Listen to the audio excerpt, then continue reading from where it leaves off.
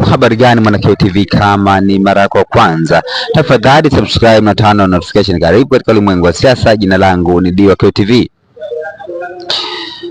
Mwenyekiti wa Chama cha Demokrasia na Maendeleo katika mkoa wa Njombe si mwingine ni Rose Mayemba. Rose Mayemba ameandika ujumbe kwa Padre Kitima, yani Father Kitima, kutokana na kile ambacho kilitokea mwaka 2025.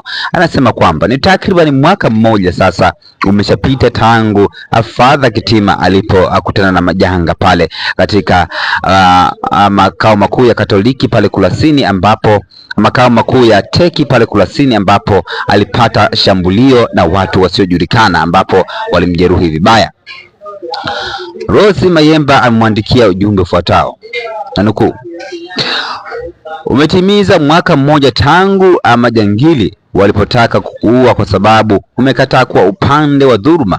Mungu akupiganie, akuokoe na kifo kwa sababu ulikuwa ni mtu mwema. Safari bado ni ndefu, tunakuombea.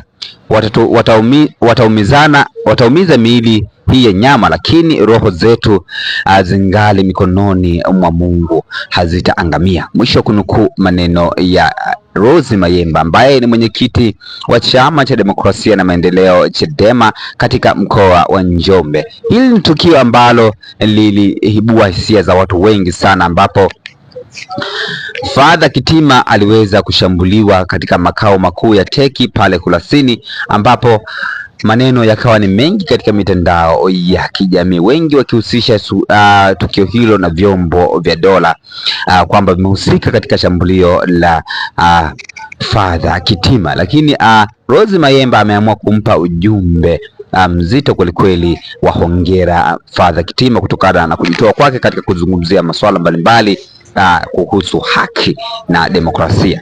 Tukutane wakati ujao katika masuala ya kisiasa. Jina langu ni Diwa TV. Tukutane wakati ujao. Bye bye. Asante kwa kuwa nami katika ulimwengu wa siasa.